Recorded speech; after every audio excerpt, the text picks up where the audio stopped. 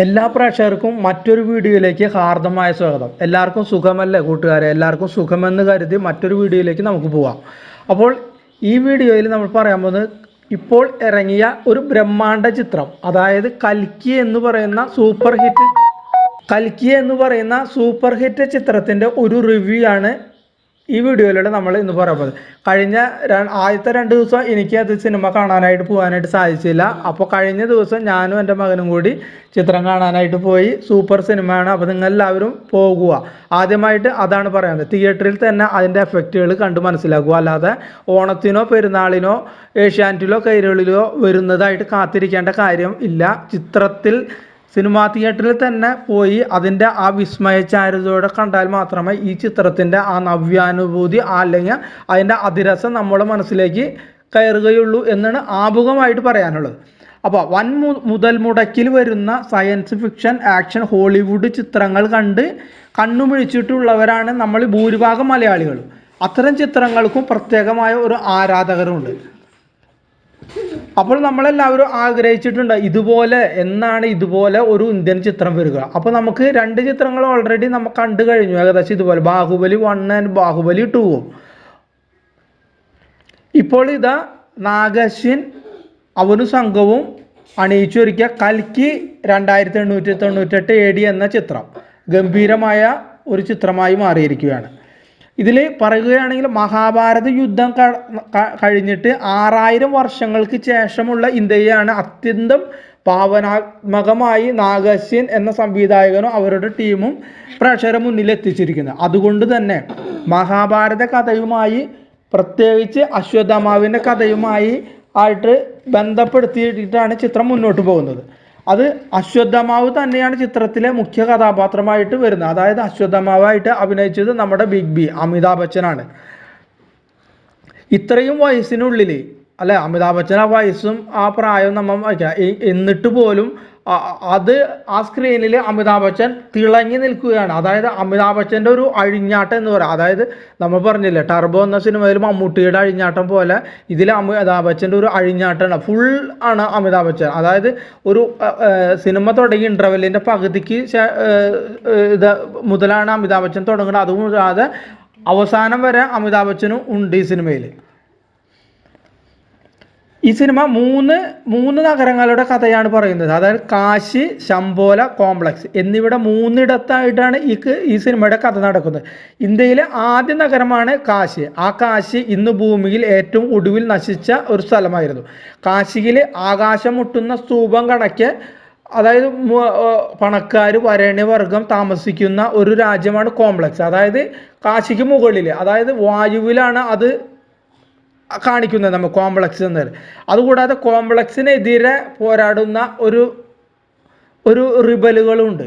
അവരുടെ ഒരു നാടാണ് ശംബാല. ശംബാലയുടെ നേതാക്കന്മാരാണ് നമ്മളെ ശോഭനയും മറ്റും. കഥ നടക്കുന്ന 3 ഇടങ്ങളിൽ മുതൽ തുടങ്ങുന്നു കൽക്കിയുടെ വിസ്മയലോകം. ഭൂമിയിലുണ്ടായിരുന്ന മനുഷ്യർ ഉപയോഗിച്ച സകല വിഭവങ്ങളും ഉള്ള ഒരു കോംപ്ലക്സ്, ഒരു സ്വപ്നഭൂമിയാണ്. കോംപ്ലക്സിൽ നല്ലമായ ശുദ്ധവായു ഉണ്ട്.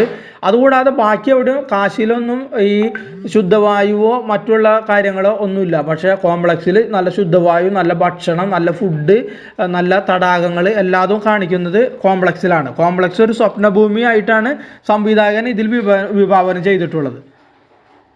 അപ്പോൾ ഏതൊരു കാശിക്കാരൻ്റെയും സ്വപ്നമാണ് അവിടേക്ക് കോംപ്ലക്സിലേക്ക് പോകുക എന്നുള്ളത്. അപ്പോൾ കോംപ്ലക്സിൽ പോകണമെങ്കിൽ നല്ല പൈസ വേണം. ആ പൈസയെ ഇതിൽ പോയിൻസ് ആയിട്ടാണ് കാണുന്നത്. അതായത് 898 കൊല്ലത്തിന് ശേഷമുള്ള കഥയില്ല. അപ്പോൾ അവിടെ പൈസ അല്ല ആ സമയത്ത് പോയിൻസ് ആണ്. പോയിൻസ് എന്ന് പറയുമ്പോൾ അവിടെ വിനിമയം ചെയ്യുന്നത് നമ്മുടെ ഇപ്പോൾ ഗൂഗിൾ പേ മറ്റു രീതിയിലുള്ള നമ്മളെ ട്രാൻസാക്ഷൻ ചെയ്യുന്നത് പോലെ കയ്യിൽ കെട്ടിയ ഒരു സാധനമുണ്ട് ഇവരെ. അതിൽ കൂടെയാണ് പോയിൻസ് കൈമാറ്റം ചെയ്യപ്പെടുന്നതായിട്ട് ചിത്രത്തിൽ കാണിക്കുന്നത്. ഈ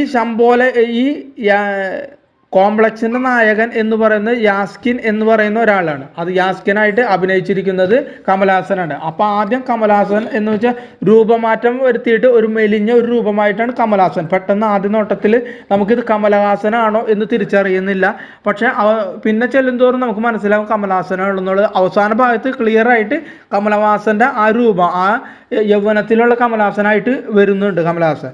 ഇന്ത്യൻ സിനിമയിൽ വെച്ചിട്ട് ഇതുവരെ നമ്മൾ കണ്ടിട്ടുള്ള ബ്രില്യൻ്റ് ആയിട്ട് ടെക്നിക്കൽ വർക്കാണ് ഇതിൽ അശ്വിനും കൂട്ടരും നമുക്ക് വേണ്ടി അണിയിച്ചൊരുക്കിയിട്ടുള്ളത്.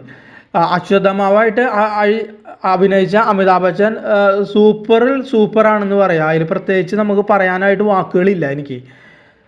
നായകൻ്റെ ഏകദേശം സ്ഥാനമാണ് അമിതാഭ് ബച്ചൻ. ഫൈറ്റ് രംഗങ്ങളൊക്കെ സൂപ്പറായിട്ടുണ്ട്. അമിതാഭ് ബച്ചൻ്റെ ഈ പ്രായത്തിലും അദ്ദേഹം നല്ല രീതിയിൽ അഭിനയിച്ചിട്ടുണ്ട്.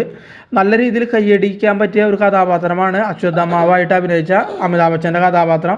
അതുകൂടാതെ ഭൈരവ എന്ന കഥാപാത്രമായ പ്രഭാസും നല്ല രീതിയിൽ.